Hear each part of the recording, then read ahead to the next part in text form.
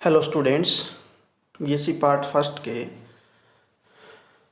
अपने बात कर रहे थे शेप ऑफ ऑर्बिटल्स, जिसमें अपन ने एस और पी ऑर्बिटल्स की शेप वगैरह देखी थी। उनमें नोडल प्लेन, एंगुलर नोड और रेडियल नोड दोनों प्रकार के नोड देखे थे।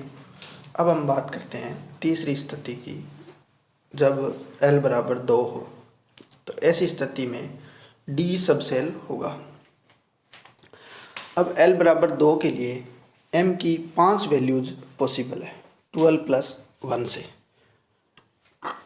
5 वैल्यूज पॉसिबल है, इसका मतलब कि यहाँ 5 प्रकार के ओरिएंटेशन हो सकते हैं, यानी D सब सेल में कुल 5 D ऑर्बिटल्स हो सकते हैं।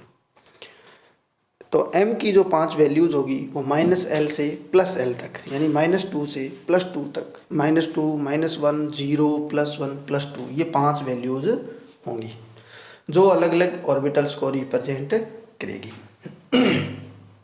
फॉर एग्जांपल, अपन अगर dz² को m बराबर 0 वाली वैल्यू से दें तो xz और yz जो है वो +1 या -1 ले सकते हैं। xy और x² जो है वो -2 या +2 ले सकते हैं। तो D उपकोष में 5 समवर्ष D कक्षक होते हैं और जिनकी ऊर्जाएं आपस में क्या होती है, बराबर। ऐसे कक्ष को हम क्या कहते हैं, समवृंश कक्षक। अब D कक्षकों में से 500 में से 4 की आकृति जो है वो डबल डंबल शेप होती है। P कक्षकों की आकृति कैसी थी, डंबल शेप, और इनकी होती है डबल डंबलाकार। लेकिन 5वां जो कक्षक है dz², ये थोड़ा विशेष टाइप का है। इसमें इसकी जो आकृति होती है वो z एक्सिस पर 2 पालियां होती है ऊपर नीचे, और एक इलेक्ट्रॉनिक रिंग होती है xy प्लेन में।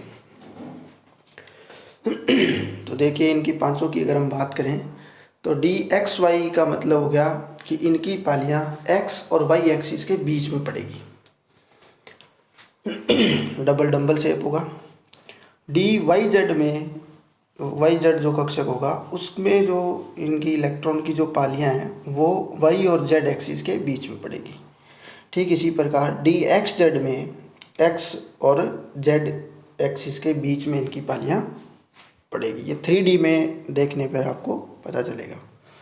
और x² - y² जो कक्षक है उसकी पालियां x और y एक्सिस के ऊपर बढ़ेगी।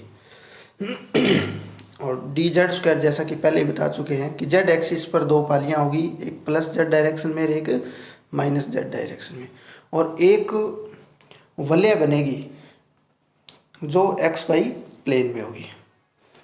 अब हायर एनर्जी के जो D कक्षक होंगे उनकी आकृति भी ठीक इसी प्रकार होगी, लेकिन उनमें नोडल पृष्ठ उपस्थित होंगे। अब D कक्षकों के लिए L बराबर 2 होता है, तो इनके लिए नोडल पृष्ठों की जो संख्या है वो n-3 होगी, क्योंकि हम रूल जो फॉर्मूला है कैलकुलेट करने का वो क्या है, n-l-1। जो L की वैल्यू 2 रख देंगे तो n-3 हो जाएगा, और L की वैल्यू 2 है तो नोडल तलों की संख्या भी 2 होगी। लेकिन यहाँ पे कुछ अपवाद है, किसी किसी में नोडल तल नहीं प्रेजेंट होते। तो dxy और dyz जो कक्षक है, dxy में 2 नोडल तल होंगे। कौन कौन से होंगे, xz और yz प्लेन में कोई ऑर्बिटल नहीं, कोई इलेक्ट्रॉन नहीं होगा। इसी प्रकार dyz कक्षक के लिए xy और xz प्लेन जो है वो नोडल प्लेन होगा। dxz के लिए xy और yz प्लेन जो है वो नोडल प्लेन होगा, और dx² y² और dz² में कोई नोडल प्लेन प्रेजेंट नहीं होता। अब dz² जो कक्षक है ये एक विशेष प्रकार का कक्षक है, ये आप जानते ही हो। अब बात करते हैं हम चौथी स्थिति की, जिसमें हम बात करेंगे कि L बराबर 3। L बराबर 3 जब होगा तो वो F सबसेल होगा। अब चूंकि L 3 है तो M की वैल्यू 12 + 1 से 7 वैल्यू बनती है। इसका मतलब ये हुआ कि F सबसेल में 7 समवृंश कक्षक उपस्थित होते हैं, और इनकी आकृति जो है वो काफ़ी जटिल होती है। इनकी आकृति की हम बात नहीं करेंगे। M की वैल्यू जो है वो -3 से +3 तक 7 वैल्यू होगी, और ये नीचे आपको ऑर्बिटल्स बताएंगे हैं, जैसे fx3 हो गया, fy³ हो गया, एफ एक्स वाई स्क्वायर हो गया, एफ जेड क्यूब हो गया, f x y square minus z square हो गया, f y z square minus x square हो गया, f z x square minus y square हो गया। इस प्रकार से ये 7 एफ ऑर्बिटल बनते हैं। तो ये थे आज के अपने एटॉमिक ऑर्बिटल्स और उनकी शेप यानी उनकी आकृतियाँ। आज के लिए इतना ही, बाकी अगले वीडियो में। Thank you.